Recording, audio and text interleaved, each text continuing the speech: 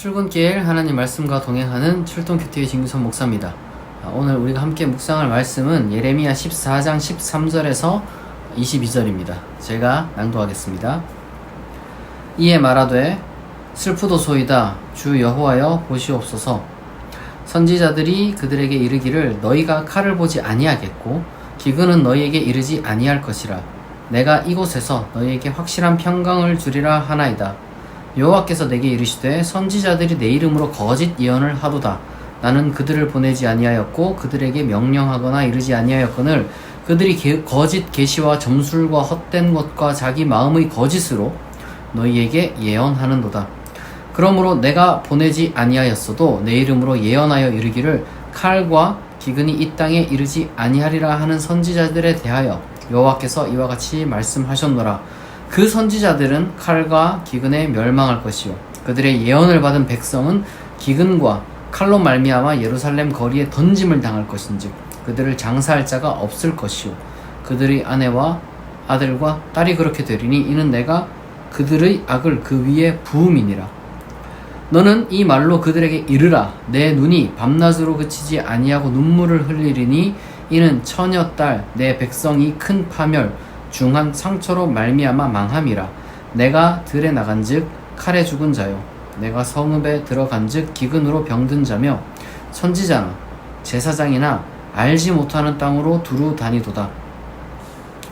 주께서 유다를 온전히 버리시나이까? 주의 심령이 시온을 싫어하시나이까? 어찌하여 우리를 치시고 치료하지 아니하시나이까?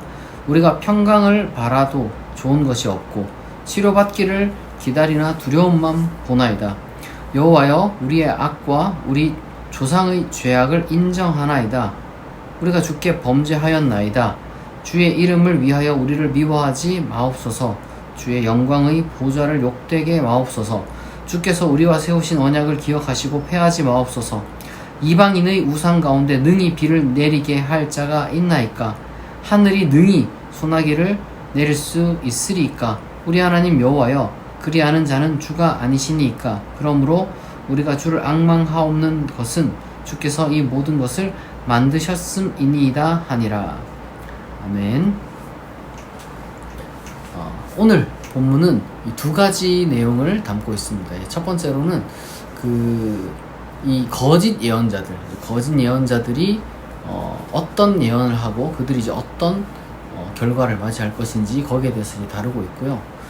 또 다른 하나는 이 예레미야의 어떤 탄식, 하나님에 대한 어떤 그 절규를 이렇게 담고 있습니다. 이 거짓 예언자들은 하나님의 그 이름으로 평화가 있다, 재앙은 없다, 이렇게 좋은 말만 한다는 거죠. 사실 근데 저는 이 교회에서 이제 우리가 축복하고 우리 축복 누린 교회 아닙니까? 우리가 축복을 하고 서로 이제 좋은 얘기 해주는 거, 우리가 또 덕담을 우리가 이제 이야기를 해주고 행운을 빌어주는 거, 여러분 이건 되게 좋은 거예요. 그러나 그거 자체가 지금 여기서 문제가 된다는 게 전혀 아닙니다. 우리가 이제 종종 어떤 분들이 이제 뭔가 이때 타이밍이라는 것을 생각하지 않고 너무 원론적인 이야기들만 이제 하시다 보면 이게 둘이 대립한다고 생각할 수가 있는데, 이게 때에 맞는 말이 있어요. 무슨 말이냐면 지금은 강렬하게 아주 강하게 이 죄에 대해서 지적하고 그 죄의 대가에 대해서 말할 때이라는 거예요. 때라는 거. 여러분 축복을 말하는 선지자는 거짓 선지자고 이 처벌을 말하는 선지자는, 이 죄를 정죄하는 선지자는 그럼 참된 선지자냐? 반대도 마찬가지입니다. 정죄하는 선지자는 거짓 선지자고 축복하는 선지자는 뭐 진짜 선지자냐? 아니에요. 그런 흑백 논리를 우리가 따질 수 없습니다. 지금 이때 이 상황 속에서 여러분 진짜 선지자, 진짜 하나님의 말씀을 잘 아는 사람은 언제 축복해야 될지, 언제 정죄해야 될지 아는 사람들. 인기 영합하는 사람들은 어떨 때는 인기 얻기 위해서 축복을 하고 또 반대로 인기 얻기 위해서 정죄하는 사람도 있어요. 여러분, 이 사람은 축복하니까 진짜야, 이 사람은 정죄하니까 진짜야. 아닙니다. 정말 이 타이밍이 중요해요. 타이밍. 거짓 선지자는 하나님의 뜻과 상관없이 그냥 자기 마음대로 하는 거예요. 자기 마음대로. 축복도 하고 정죄도 다 할 수 있어요. 예레미야라고 뭐 축복 못 하겠습니까? 그리고 뭐 거짓 선지자라고 뭐 정죄 못 하겠습니까? 다 할 수 있어요. 근데 중요한 것은 왜 하냐? 동기가 뭐냐? 하나님의 뜻을 선포하는 거냐? 아니면은 그냥 자기 어떤 그 유익을 보려고 하는 거냐? 대체적으로 이제 인기를 얻는 거죠. 사람들의 마음을 사면 그것이 이제 곧바로 어떤 그 권력이라든지 어떤 그 부라든지 이런 거랑 연결이 되니까 이게 그때나 지금이나 똑같습니다, 여러분. 대중들이 듣기 좋아하는 말, 때로는 대중들은요 정죄를 듣고 싶어요. 물론 자기 정죄가 아니라 어떤 다른 누군가를 정죄하는 걸 듣고 싶어하는 거죠. 뭐 저 사람은 잘못됐다, 뭐 저 집단은 잘못됐다, 그리고 뭐 저 제도나 저 방식은 잘못됐다, 뭐 등등 많죠.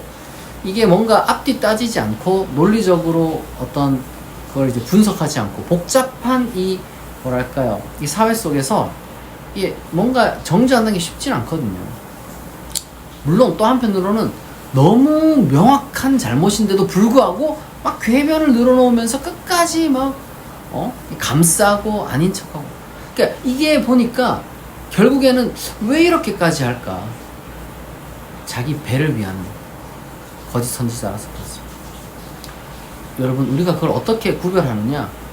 참 쉽진 않습니다만은 적어도 예레미야를 통해서 우리가 알 수 있는 것은 뭐냐면은 하나님의 말씀의 원칙대로 그가 때로는 강하게 책망하고 때로는 정말 아름답게 축복하고. 여러분, 이게 하나님의 말씀의 기준에 따라서 저 사람이 저렇게 하는 것인지 아니면은 그냥 인기 영합으로 하는 것인지는 여러분 꾸준히 지켜보면 알아요. 일관성이라는 게 있잖아요. 원칙이라는 게 있잖아요.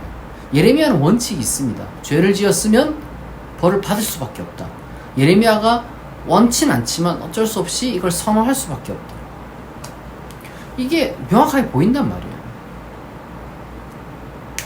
여러분, 이게 만약에 저는 그렇게 생각합니다. 요즘은 옛날 같지 않아요. 옛날에는 목사 수가 적고 그래가지고 적은 수의 목사가 정말 많은 어떤 그 평신도들을 이렇게 이제 담당했죠. 그러다 보니까 이제 목사들의 말이 너무 이제 한 목사의 말의 권위라고 해야 될까?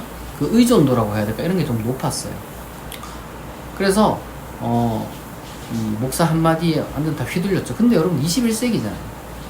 인터넷이 이렇게 발달했는데 요즘 태어나는 애들은요, 21세기에 태어난 애들은 21세기에 태어난 애들도 벌써 여러분 20살이 넘습니다. 근데 그런 아이들이 그러니까 스마트폰을 모르는 애들이 이제 막 태어나요. 그러니까 스마트폰이 없는 시대를 모르는 애들이 막 태어나고 있죠. 근데 신기한 게 50대, 60대 이상이 유튜브를 그렇게 많이 한대요. 문제는 자꾸 이 알고리즘이라는 게 있다 보니까 내 귀에 좋은 이야기만 자꾸 들어요. 내 귀에 좋은 이야기만. 옳고 그름을 따져가면서 하나님의 원칙대로 선포하는 말씀을 듣기보다는 그냥 내가 위로받고 싶고 내가 욕하고 싶고 그런 것만 자꾸 듣는 거예요. 그러니까 볼 때마다 뭘 보냐? 내 기분 좋은 거 없나 찾고, 내가 욕하고 싶은데 누가 대신 욕해주는 사람 없냐 찾고. 이게 여러분 알고리즘의 노예가 되는 거고, 거짓 선지자의 목소리를 따라가는 건 똑같은 겁니다. 우리가 정말 그런 거짓 선지자들의 말로를 지금 우리가 보잖아요. 거짓 선지자들의 귀를 기울이는 사람들의 그 결과는 뭐냐면은 결국에는 여러분 멸망이죠. 멸망. 실제로 우리는 그런 헛소리들을 정말 걸러내야 됩니다. 이게 뭐랄까요? 그 뭐 홍수 속에 마실 물 없다 그러죠. 요즘 막 설교하는 사람, 뭐 목사들도 너무 많다 보니까 근데 제대로 된 마실 물 없고 다 오염된 것 뿐인 것 같은 그런 좀 생각이 듭니다. 너무 안타까운 일이죠. 물론 그렇다고 내가 무슨 오로지 저만이 맑은 분이니까 제가 하는 큐티, 제가 하는 설교만 들으라는 얘기가 전혀 아닙니다. 그런 거 아니에요. 좋은 거 있으면은 여러분들이 이제 그 좋은 거 찾아서 들어가면 돼요. 다만 우리 스스로 좀 그거를 생각하자는 거죠. 하나님 앞에서 하나님 말씀대로 전하는 그러한 어떤 사람을 여러분들이 정말 잘 찾으셔야 될 것입니다. 저는 그리고 또 거짓 선지자가 안 되도록 제 스스로가 늘 저를 노력해야겠죠. 사실 저도 참 취약한 게 이게 뭐 지금 숫자가 적다 보니까 아시다시피 우리가 이제 이 큐티를 듣고 설교를 듣는 사람이 이제 그리고 또 모이는 어떤 그 인원이 쉽게 말해서 무슨 많지 않잖아요. 그러다 보니까 이제 한 사람 한 사람의 그 어떤 그런 것들이 이제 참 뭐랄까요, 조마조마합니다. 근데 여러분, 제가 그 사람들 한 사람 한 사람 우리 충무교 회원들을 사랑하는 거 그거랑 동시에 이제 그것 어떤 그 한 사람 한 사람의 그 비위를 맞추는 거는 좀 달라요. 제가 여러분들을 정말 잘 섬겨야 되겠지만 여러분들에게 올바른 말을 전해야 될 그런 또 사명이 저한테 있으니까 이게 참 미묘한 것 같아요. 우리가 이제 서로 어쨌든 우리는 이제 서로 이제 파트너십을 잘 만들어 갔으면 좋겠습니다. 그리고 두 번째로는 우리가 이 예레미야의 탄식인데요. 이거는 뭐 사실은 글쎄요, 우리가 정말 힘들면 신정론 문제라고 하잖아요. 하나님의 정의의 문제인데 고통 가운데 하나님이 이제 안 보일 때 그때 하나님이 그리고 너무 가혹하게 보일 때 있죠. 세상 살다 보면은 내가 겪는 상황도 그렇고 아니면은 요즘 미디어가 발달하다 보니까 이제 미디어를 통해서 보는 상황도 그렇고 그런 어떤 가혹한 상황 속에 도대체 하나님 어딨나 이런 생각이 드는데 예레미야는 그때도 하나님을 붙듭니다. 하나님 왜 이렇게까지 하나님 욕먹는 짓입니다 라고 말하고 있을 정도로 정말 하나님의 어떤 그 가혹함, 하나님의 침묵에 화를 내고 슬퍼하고 두려워하는데 그럼에도 불구하고 예레미야는 하나님을 붙들었다는 이 사실이 참 중요합니다. 여러분, 절망의 순간에 정말 가장 괴로울 때에도 원망할 하나님을 여러분 붙들기 바래요. 비록 원망하더라도 하나님께 여러분 원망을 해야 돼요. 안 그러면요, 글쎄요, 하나님을 원망하는 것이 저는 차라리 더 낫다 이렇게 생각합니다. 그럼 언젠가 뭐 하나님이 여러분 마음에 이렇게 위로를 주시거나 아니면 여러분 스스로 뭔가 깨닫는 게 생긴단 말이에요. 하나님을 원망하지 않으면 세상을 원망하거나 나를 원망하거나 사람을 원망하게 됩니다. 그러면은 영원한 미움과 분노와 해결될 수 없는 그 일종의 이제 절망, 해결될 수 없는 절망이 뭡니까? 이 한이 맺힌다 그래서 한 맺힌 서름을 여러분 동반하는 삶을 살 수밖에 없습니다. 그러나 만약 여러분들이 하나님을 끝까지 물고 늘어진다면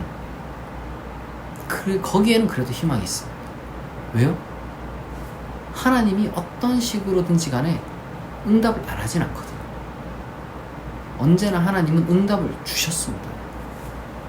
각 개인에게 주시건 아니면 역사 속에 주시건 어쨌거나 주셨어요. 그렇기 때문에 우리가 어떤 상황에서든지 간에 예레미야를 보면서 하나님 왜 우리를 이렇게 미워하시고 이거 하나님 욕먹는 짓 아니냐고 이렇게까지 여러분 뭐 좀 원망하더라도 그래도 저는 여러분들이 하나님께 원망할 수 있는 그러한 그런 사람이 됐으면 좋겠습니다. 여러분 스스로를 원망하지 말고 세상을 원망하지 말고 하나님 붙잡고 늘어지는 그러한 정말 이 하나님과 씨름하는 그러한 그리스도인이 되시길 바랍니다. 그러면은 하나님께서 여러분들에게 반드시 어떤 방식으로든지 간에 여러분들의 마음과 여러분들의 인생을 위로하실 겁니다. 응답하실 겁니다. 그것을 믿는 그리스도인 되길 바랍니다. 같이 기도하겠습니다. 자비하신 하나님 아버지, 오늘은 거짓 선지자에 대해서 그리고 하나님을 붙들고 늘어지는 하나님과 씨름하는 것에 대해서 우리가 묵상하였습니다. 거짓 선지자를 멀리하게 하시고 하나님의 원칙대로 우리가 말씀을 듣는 자 되게 하옵소서. 그리고 또한 언제라도 끝까지 하나님과 씨름하는 그러한 그리스도인 되게 하옵소서. 감사드리며 예수 그리스도 이름으로 기도합니다. 아멘. 여러분, 벌써 금요일이 찾아왔습니다. 여러분들에게 맡겨진 일 잘 감당하시되 이 폭염이 연일 이어지고 있는데요. 여러분 건강도 챙겨가면서 여러분들 맡겨진 일 잘 감당하시길 바랍니다. 그리고 여러분들의 모든 기도 제목이 다 속히 또한 응답되기를 축복합니다. 오늘 출동 큐티는 여기서 마치겠습니다. 내일 아침 6시에 다시 만나겠습니다.